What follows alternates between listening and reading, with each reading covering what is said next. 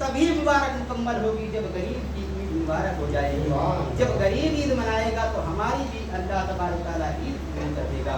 हज़रात, अपने पीर से कैसे मोहब्बत करना चाहिए, मैं आपके दरमियान इस बात को रखना चाहता हूँ। जो आस्ताना आलिया समझिया मखदूम शरीफ से मुरीद हैं, माशाअल्लाह हाथ उठा करके बताएं कितने लोग आस्ताना आलिया समझिया मखदूम शरीफ के चाहने वाले हैं। तकरीबन सारे लोग चाहने वाले हैं। आस्ताना आलिया समझिया मखदूम शरीफ का जो ऐलान कहा जाएगा वो बरहक मानेंगे या नहीं मानेंगे? क्योंकि अल्लामा बुखारी शरीफ रहमतुल्लाहि तआला अलैहि वसल्लम बहुत बड़े बुखारी के हदीस के मालिक हैं। उन्होंने फरमाया कि जो यहाँ से बात कही जाएगी वो सदीक और सदाकत की बात कही जाएगी। तो दारुल खैर फकून शरीफ है। आपको मैं बताऊं अपने पीर से कैसे मोहब्बत करना चाहिए, हमें अपने पीर से कैसे निस्बत करना चाहिए। महबूब इलाही है, निज़ामुद्दीन औलिया दिल्ली की सरजमीन पे रहा करते थे। उनका रोज का मामूल ये था कि बाद नमाज अस्र पढ़ने के बाद आप अपने पीर व मुर्शिद हजरत बाबा फरीदुद्दीन गंजे शकर रहमतुल्लाहि तआला अलैहि की बारगाह मुक़द्दस में हाजिर हुआ करते थे। हर दिन का ये मामूल था। अरसा गुजरता रहा, दिन गुजरते रहे, अय्याम गुजरते रहे। हजरत निज़ामुद्दीन औलिया रज़ियल्लाहु तआला अन्हु असर की नमाज पढ़ते फौरन अपने पीर व मुर्शिद हजरत बाबा फरीदुद्दीन गंजे शकर रहमतुल्लाहि तआला अलैहि की बारगाह मुक़द्दस में हाजिर हो जाया करते थे। लेकिन इत्तिफाक की बात ये थी कि अल्लाह तबारक तआला जिससे ज्यादा मोहब्बत करता है उसको जल्दी अपने करीब में बुला लिया करता है। एक रोज ऐसा आता है जिसे मलकिन मौत कहा जाता है, जिसे मौत का दिन कहा जाता है। हजरत बाबा फरीदुद्दीन गंजे शकर रहमतुल्लाहि तआला अलैहि का पुरमलाल विसाल हो जाता है। आप दुनियाए फानी से तशरीफ ले जा चुके हैं, आपका इंतकाल पुरमलाल हो चुका है। इधर महबूब इलाही हजरत निज़ामुद्दीन औलिया को मालूम चला कि हमारे पीर मुर्शिद हजरत बाबा फरीदुद्दीन गंजे शकर रहमतुल्लाहि तआला अलैहि इस दुनिया में नहीं रहे हैं। आपको बेहद मलाल हुआ, आपका करार बेकरारी में बदल गया, आपका चैन बेचैनी में बदल गया, आपकी आंखों से सावन भादों की तरह आंसू बरसने लगे, आपका जिस्म मुबारक आंसुओं से भर गया था। आंसुओं से आपके जिस्म अतहर में जो कपड़ा पहने हुए थे, जो लिबादा पहने हुए थे, आपका वो जिस्म अतहर लिबादो जो जिस्म अतहर पहने हुए थे, आपका आंसुओं से भर चुका था। हजरत महबूब इलाही निज़ामुद्दीन औलिया रज़ियल्लाहु तआला अन्हु बस इसी में रहा करते थे कि अब मैं कैसे मुलाकात करूंगा। अब तो बाबा फरीदुद्दीन गंजे शकर की तुरबत भी बन चुकी है, अब तो उनका मज़ार मुक़द्दस भी बन चुका है, अब मैं कैसे हाज़िरी दिया करूंगा। लेकिन दिल में ख्याल आता है, ऐ महबूब इलाही, ऐ निज़ामुद्दीन औलिया, दिल में मलाल ना कर, वो तेरा ख्याल रखेंगे। जब वो दुनिया में रह करके तुझसे मोहब्बत किया करते थे, जब वो दुनिया में रह करके तेरा हाल पूछा करते थे, तो मुझे जाना चाहिए मज़ार अक़दस पर, मुझे जाना चाहिए बाबा फरीदुद्दीन गंजे शकर की मज़ार तुरबत पर। अल्लाहु अकबर। हजरत महबूब इलाही हजरत निज़ामुद्दीन औलिया रज़ियल्लाहु तआला अन्हु ने सफर शुरू किया और गंजे शकर रहमतुल्लाहि तआला अलैहि की बारगाह मुक़द्दस में पहुंच जाते हैं। अब जैसे ही पहुंचना था, आपने तुरबत से दूर खड़ा कर दिया, अपने आप को रोक लिया, अपने आप को थाम लिया, अपने आप को ठहराव पेश कर दिया। आप अपने आप को रोक देते हैं, मज़ार मुक़द्दस से दूर हैं और आप हाज़िरी पढ़ने लगते हैं। दिल में ख्याल आ रहा है, मेरी बात को बाबा फरीदुद्दीन सुन रहे हैं या नहीं सुन रहे हैं? मस्जिद के बोले सुभान अल्लाह। मेरी बात को बाबा फरीदुद्दीन सुन रहे हैं या नहीं सुन रहे हैं? वो तकरीबन ऐसा ही एक दिन गुजर गया, 2 दिन गुजर गए, 3 दिन गुजर गए, 4 दिन गुजर गए, 1 हफ्ता गुजर चुका, 1 महीना गुजर चुका। इसमें ख्याल पैदा होता है कि मैं हाज़िरी पढ़ने आया करता हूँ, मैं बाबा फरीदुद्दीन के तुरबते बात पे आता हूँ, मालूम नहीं बाबा फरीद मेरी बात को सुनते हैं या नहीं सुनते हैं।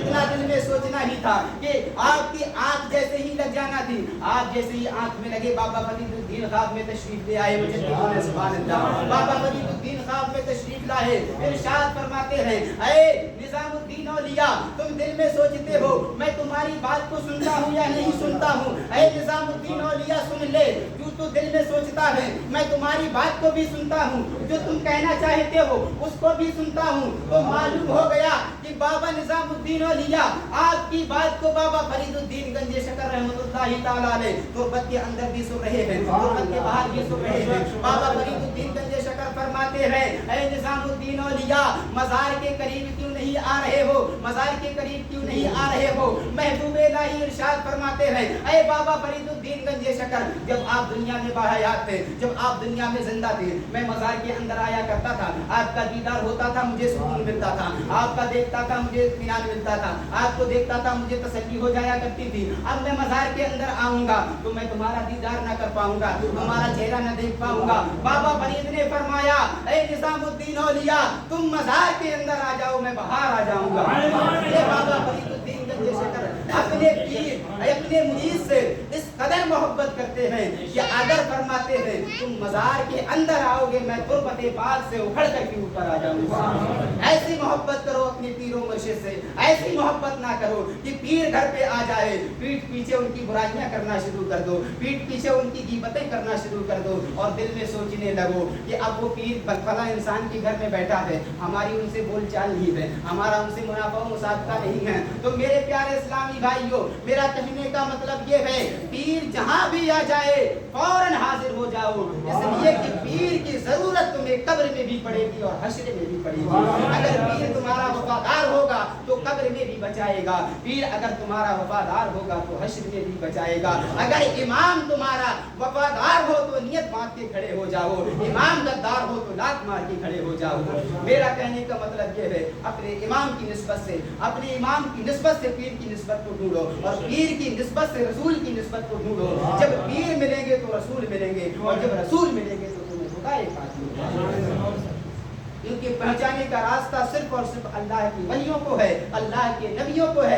उसके बाद में अगर कोई है तो वो तुम्हारा इमाम होया करता है। तुम्हें चाहिए कि अपना इमाम की इज्जत किया करो, अपने इमाम के साथ में हुस्न सलूक किया करो, उसके साथ में बर्ताव पेश किया करो। और आने वाले बात में आपको ये कहना चाहता हूँ कि उसी पीरो मुर्शिद की बारगाह मुक़द्दसा में चलते हैं जिससे हम निस्बत रखते हैं, जिसे हम हजरत अकबरुल मशाइख कहा करते हैं, जिन्हें हम असगरुल मशाइख कहा करते हैं। आज मेरे पास में मैंने आपको इंशाअल्लाह पहले पिछले जुमा में कहा था कि आने वाले जुमा में मैं इंशाअल्लाह सुबूत के साथ में मेंबरे रसूल पाक में खड़ा हूँगा। आज मैं उनका मसला लेकर के खड़ा हुआ हूँ। जो नमाज जुमा की होगी वो 2 रकात नमाज पढ़ाई जाएगी, क्योंकि मेरे पास में फतवा अल्फाज हसन साहब किबला का आ चुका है। जिसको किसी को एतराज हो बाद नमाज जुमा मुझसे मुलाकात कर सकता है। मेरे पास में फतवा उनका आ चुका है, अगर आप देखना चाहते हैं मेरे पास में उनका फतवा मौजूद है। उन्होंने फरमाया जो इमाम हो, अब जो इमाम एक वक्त की भी नमाज कज़ा करता हो तो उसे इमाम न बना लेना। हदीस पाक की बात है। आप अगर इमाम की तौहीन करेंगे गोया तुमने इस्लाम को पीछे छोड़ दिया है।